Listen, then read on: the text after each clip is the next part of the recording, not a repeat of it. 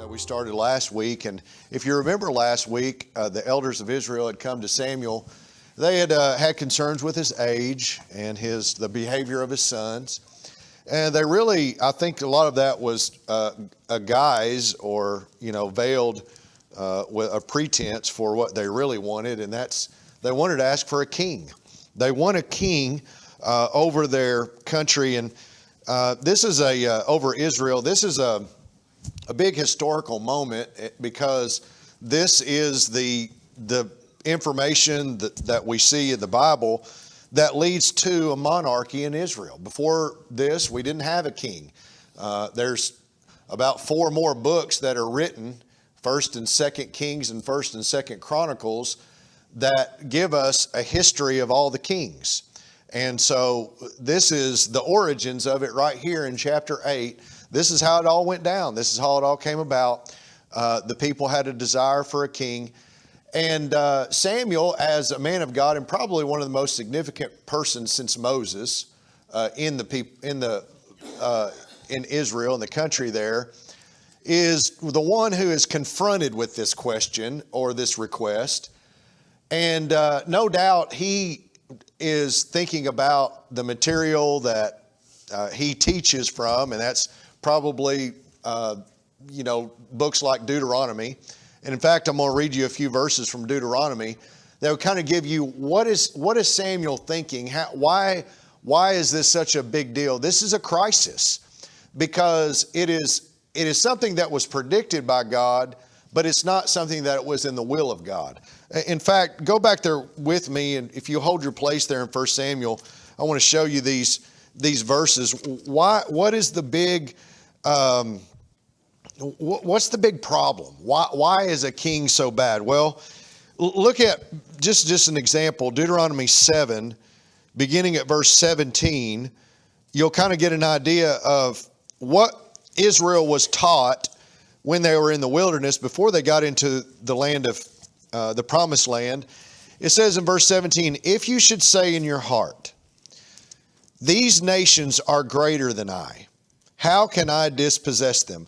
So in verse 17, what they're talking about is being intimidated when you come into the land that God has given you, yet there's other countries there, being intimidated by other countries. How are we going, the question here in Deuteronomy is, how are we going to possess a land that's already being possessed by another country? Are we going to be able to hold our own? How is God going to make this happen? Well, it says there, you shall not be afraid of them, but you shall remember well what the Lord your God did to Pharaoh and to all Egypt, the great trials which your eyes saw, the signs and wonders, the mighty hand and the outstretched arm by which the Lord your God brought you out. So shall the Lord your God do to all the peoples of whom you are afraid. So when we are afraid, who should we look to with confidence and faith? Well, the Lord. The Lord is going to bring you through all of these trials. There's no need to worry about how is God going to bring something about that God promised that you will receive. If God promises that you're going to receive something, then He's going to ensure that it happens. And that's what is the point there. No, listen to this. Moreover, the Lord your God will send the hornet among them until those who are left, who hide themselves from you, are destroyed. So God can use His own creation to drive them out. You shall not be terrified of them, for the Lord your God, the great and awesome God, is among you. And the Lord your God will drive out those nations before you little by little. You will be unable to destroy them at once, lest the beasts of the field become too numerous for you. But the Lord your God will deliver them over to you and will inflict defeat upon them until they are destroyed. And He will deliver their kings into your hand, and you will destroy their name from under heaven. No one shall be able to stand against you until you have destroyed them. Now, I'm going to stop right there. I think you get the point. And I mentioned that word irony, and I had a hard time giving you a great definition of it. What I would refer you to is go look it up in Webster's. But irony, this is another ironic situation that before God had said, I'm going to deliver kings into your hand. I am more powerful than all of the kings of the earth, There's not going to be a nation that's going to be able to stand up to you. If I said this is your land, then this is your land. And there's not going to be a king that's going to be able to stand up to him. Now, flip back over to 1 Samuel 8. And so the ironic thing is they're asking for a king. They're asking to be like all the other nations. We want to be like all the other nations. We want a king over us. Now, I'll back up and go back to what I was trying to explain to you. Why is this such a big deal? Samuel knows this is not in the will of God, and here he is as the leader of Israel at this time, and this is a lot of pressure. They're coming to him, and he knows this is not right. What do I do? Well, he goes to the Lord and asks, and the Lord says, in verse 9, the last verse of where we left off last week, heed their voice. However, you shall solemnly forewarn them and show them the behavior of the king who will reign over them. So God says this, they've not rejected you, they've rejected me. They do have a spiritual problem because they're not trusting me to be able to drive out these nations and for you to be able to exist as a nation without a king. So it's not about you, Samuel. Really, it's about me and it's about God. So we're going to pick up there in verse 10. That's where we are. And I want you to see the warning about a king. Here's the warning that Samuel delivers to them. God told him to do this, and he gives them the warning. And this is what he says. First of all, there in verse 10, you see a little, the writer says that Samuel told all the words of the Lord to the people who asked for a king. First part of verse 11, it's a little summary of his prophecy, a prediction there. And he said, this will be the behavior of the king who will reign over you. Now, here it comes. Here is the components, the characteristics of a monarchy. What is life going to be like? What is it going to be like when we have this king? Well, Samuel is going to tell him right here. This is what it's going to be like. He will take your sons and appoint them for his own chariots and to be his horsemen. Let me stop right there because you'll notice I haven't counted how many times, 6, 7, 8 times the word take is mentioned. That's what the king is going to do. He's going to take and take and take away from you. Let me ask you a question, and I know Samuel wishes he could probably preach a sermon right here. Israel, what does God take from you? God only gives to you. Now here's what's going to happen. You want a king, and he's going to take from you. He's going to take and take and take. Yet, God is the one who gives and gives and gives. Hey, I don't know about you, but there's a big difference between give and take. So they're opposites. So in verses 11 and 12, what you see is a little summary of the military resources. A king is going to raise an army. He's going to have a military. And to have a military and to have an army and to have all of these things, it's going to require that the king take from you. He's going to take your boys. He's going to take your sons. He's going to have them running in front of the king. He's going to have them riding on horses. He's going to have them sitting in the king's chariots. And he's going to send them out to battle, and some of them are not going to return. Some of them are going to die in the wars that the king wants to make. So that's a warning about the military resources that are going to be required. Then it kind of moves into verse 13 about food production. It is when there's a government, you have to support the government. You have to support the armies. You have to feed the armies. It's going to take a lot of resources. They're not going to go out and just pick fruit off the trees when they're going out to battle. They're going to have a supply of food and supply line to this army. It says in verse 13,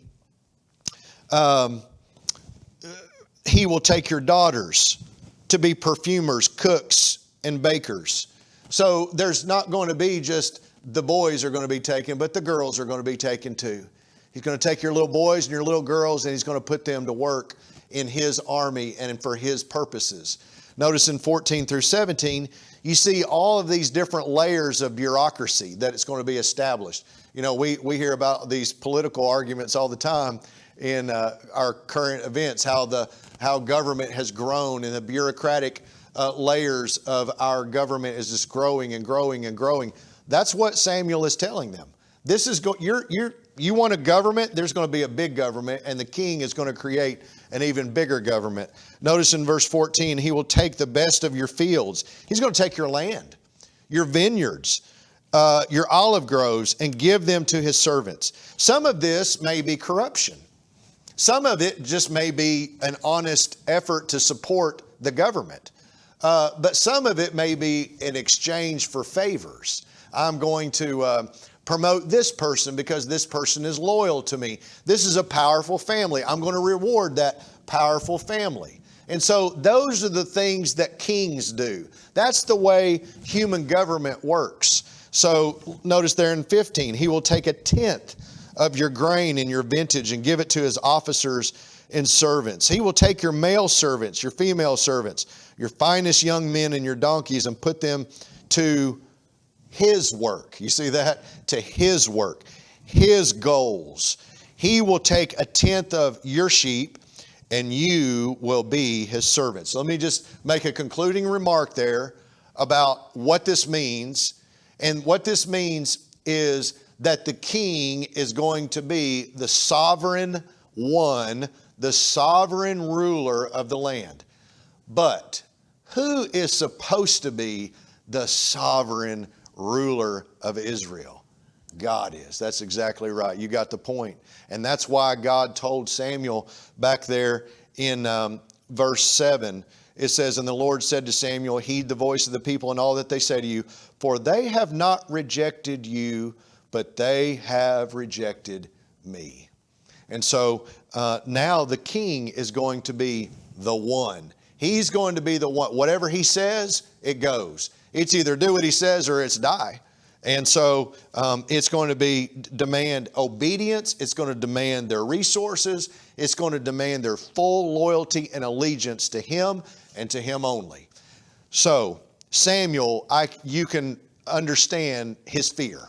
You can understand that this is opening a door to a road that I'm sure Samuel is like, why me, Lord? Why do I have to be the one that is in the middle of this big junction in the history of this country? What do I do? So this is heavy on Samuel. I've given the name of this series, Faith in the Fire. And this is another example of faith in a fiery time. Samuel his faith is being tested. He's going through a trial here. The whole nation is at a turning point. And here Samuel is leading the nation into an area that he knows this has got to be bad news for the future. But God's with him. And God gives him explicit instructions on what to do next. Here, look in verse 14, and you'll see the future response. What are they going to say? What's going to happen? How will this monarchy be something that this is really going to make them happy or not? Notice there at the first part of verse 18, it says, and you will cry out in that day because of your king, whom you have chosen for yourselves. Well, that's not good. Usually when there's a crying out, it's because of oppression. It's because they know that they're in trouble. They know that this has not been a good move. And so Samuel is, as a prophet now, he's a judge, he's a prophet, he served as priest. He's wearing the hat of prophet right now. And he's saying in the future, they're going to cry out to the Lord because of this decision that they've made. And look at what God will do when they cry out. It says, the Lord will not hear you in that day. It's a pretty sad word there, isn't it? That the Lord will not respond. God's already told them, he's telling them, here is what you're going to get. If you really, really, really want this, if this is what you want, just be prepared that I'm going to give you exactly what you want. And when you cry out to me, I'm not going to hear you. So that's the warning about a king. The second thing I want you to see tonight is the insistence for a king. the insistence for a king. Even hearing all of that, and it's, that old saying, hindsight's 20/20, isn't it? It's easier to look back sometimes and see that, that decision, that wasn't a good choice. That wasn't a good decision to make. So in the middle of it, though, sometimes things are cloudy, aren't they? In the moment, sometimes we don't see clearly like we need to see. And I think that's where the people of Israel are right now. They want this so bad that even though they've heard the warning, they're going to ignore the warning, and they insist on having a king. Notice in 19 and 20, you see the people's voice. This is the voice of the people. Nevertheless, the people refused to obey the voice of Samuel, and they said, "No, but we will have a king over us, that we also may be like all the nations, that our king may judge us and go out before us and fight our battles." Notice there in 19, you see that refusal and the insistence. The people refused to listen to the warning, and then they insist on that monarchy type government. Notice in verse 20, they insist on an installation of a worldly government, a worldly kingdom. Notice what it says, that we also may be like all the nations. Dear friend, that's not what God's people should be wanting. God's people should not be wanting to be a part of a kingdom that's like the world. We're supposed to be wanting a kingdom where Jesus rules and reigns. And that's not what the world wants. So them wanting what the world wants, there's something not right about that. And so notice there, the king there is going to help them to meet the world's standards. It says like all the other nations. We want to be just like them. And they might be pointing to the Hittites or the Edomites or the Moabites and all the other ites around them. And we want to be like them. So they look at those other kingdoms with admiration, and that's the standard of excellence. That's the standard. Is that supposed to be the standard for God's people? No, not at all. It's not supposed. The world standard is not supposed to be what we're aiming for. And so notice they want two big functions. They're really excited about. Number one, they want the king to be a judge over them. And number two, they want that king to be a military deliverer.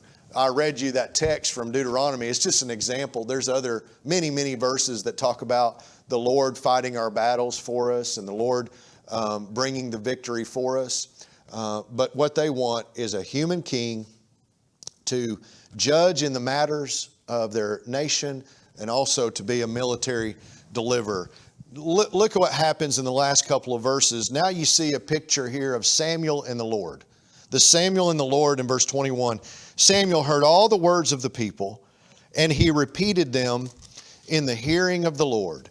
So the Lord said to Samuel, "Heed their voice and make them a king." And Samuel said to the men of Israel, "Every man go to his city."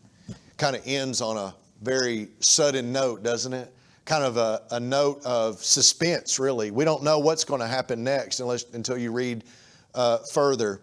But Samuel understood the people, and he gets with God. And I don't know anything else to tell you today than the best thing you can do in a fiery time, a time of trial, a time of uncertainty like that may be in your life, is to get alone and get with God and pray with Him. Ask Him, what do I do? I need help. This is scary. This is an uncertain time. That's exactly what Samuel does. Shows us a great example of what we should do. And I love that the fact that the Lord answers him and the Lord gives him some instructions. The Lord said, listen to what they're saying and make them a king. That's what God said. Make them a king. Give them what they're asking for. And Samuel, he ends there by directing the people, go to your homes. And it's a time of suspense in the story.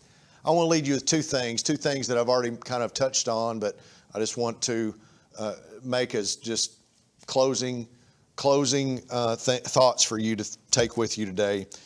Number one, there's no substitution for God. Not one thing in your life that's going to be better than God.